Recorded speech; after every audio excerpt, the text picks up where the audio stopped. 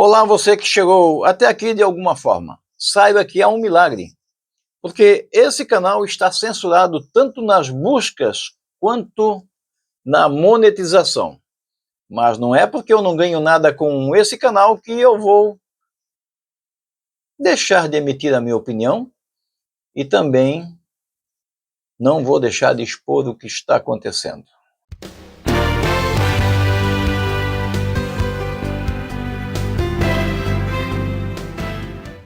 Aqui é o Pedro. Eu sou o responsável pelo canal Piava Branca e, segundo as leis brasileiras, ainda é possível ter opinião própria e também é possível divulgar informações verdadeiras. No maior podcast do mundo, o podcast de maior audiência do planeta, o podcast do Joe Rogan, saiu a prova daquilo que a gente sempre comentou. Mas agora não é o povo falando, não. Não é o povo comentando. Aliás, comentar, ter opinião, isso é crime agora no Brasil. Estamos sob censura. Falar sobre política e sobre políticos é bem arriscado. É preciso ter cuidado com tudo que é dito. Mas vamos aos fatos.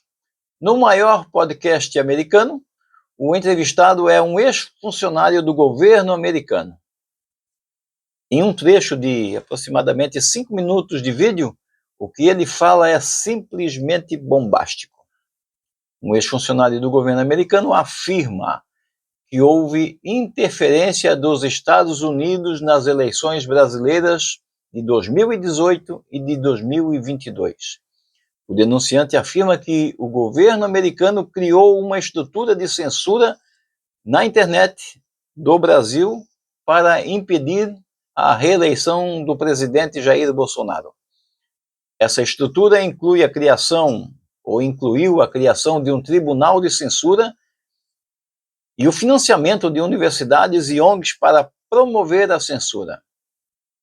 E a pressão sobre empresas, aquelas empresas de mídia social, para banir contas de apoiadores de Bolsonaro. O denunciante afirma também que o governo americano usou a agência de desenvolvimento USAID para financiar programas de alfabetização midiática, digamos, doutrinação, né? Que na verdade visavam a censura de informações que pudessem favorecer o Bolsonaro. Vamos assistir a esse vídeo, só um pedacinho de 5 minutos. Eu até usei a inteligência artificial para traduzir para o português, para até aqueles incrédulos possam entender perfeitamente o conteúdo da entrevista e o que diz esse ex-funcionário. Foi quando surgiu um consenso bipartidário sobre a necessidade de ir efetivamente à guerra e lançar essa grande operação de sanções energéticas contra a Rússia. É isso que está comandando o programa CEPS. São dois lados do espectro político, mas ambos odeiam o Trump. Ambos odeiam o populismo, seja no EUA, com Trump, Bolsonaro no Brasil e novamente todo o conjunto de países da UE que acabamos de mencionar. E eles desceram ao Brasil apenas 2 semanas depois que Bolsonaro foi eleito em 2018.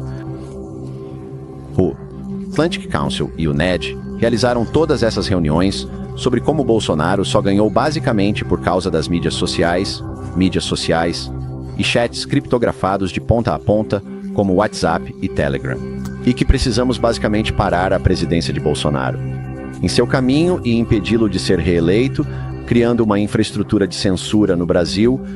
Isso é poderoso e, institucionalmente, tão amplo e profundo quanto nosso outro trabalho relacionado aos negros.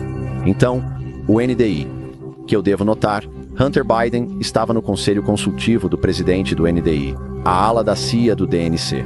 Então, se alguém está um pouco curioso sobre por que a CIA interveio na investigação do Departamento de Justiça, pessoal, lembram-se, Ears queria interrogar Kevin Morris, o advogado de Hunter Biden, que pagou seus impostos por 5 anos e... Então, a CIA interveio e disse a eles, não investiguem quem está financiando Hunter Biden.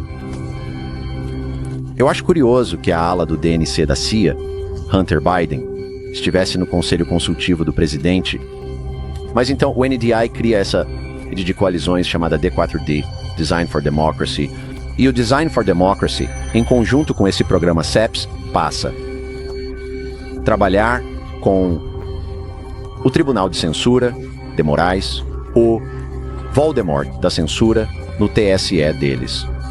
Basicamente, o órgão de gestão eleitoral e censura do Supremo Tribunal deles. Este é o cara que entrou em guerra com Elon Musk.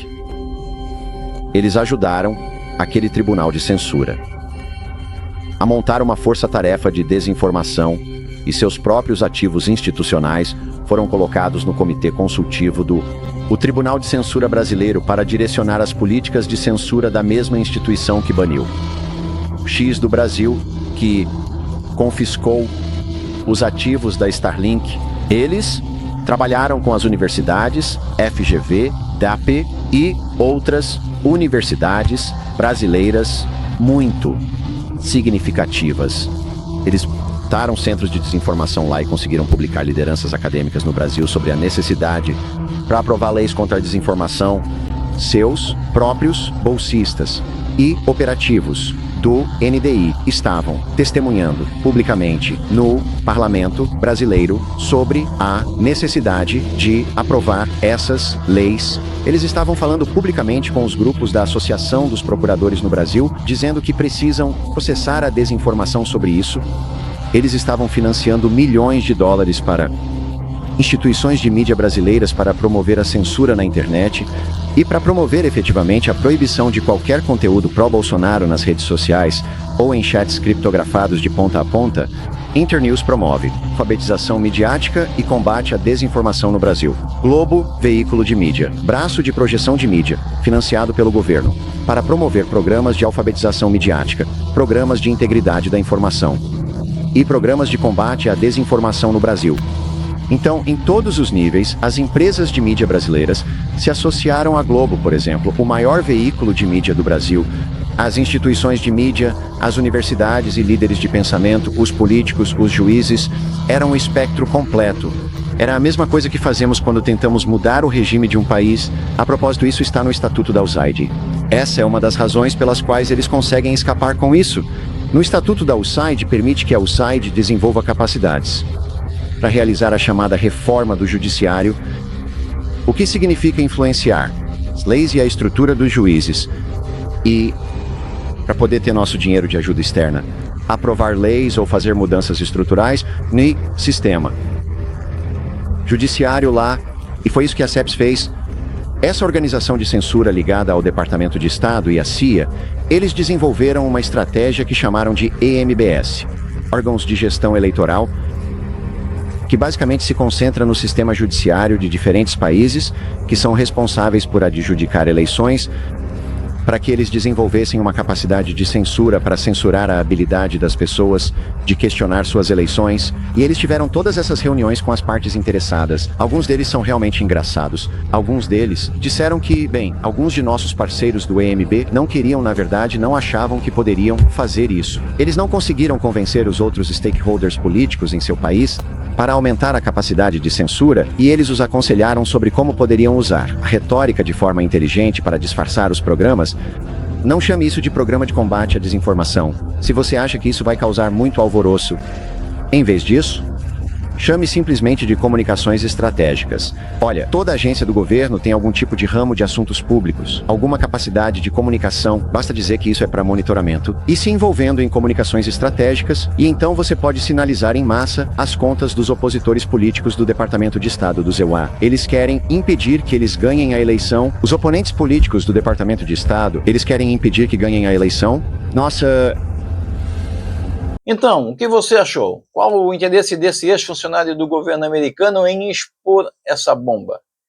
Qual é a sua opinião? Deixa escrito aí nos comentários. Isso é para quem é macho, quem é florzinha, sai fora. Feliz Ano Novo. Até a próxima.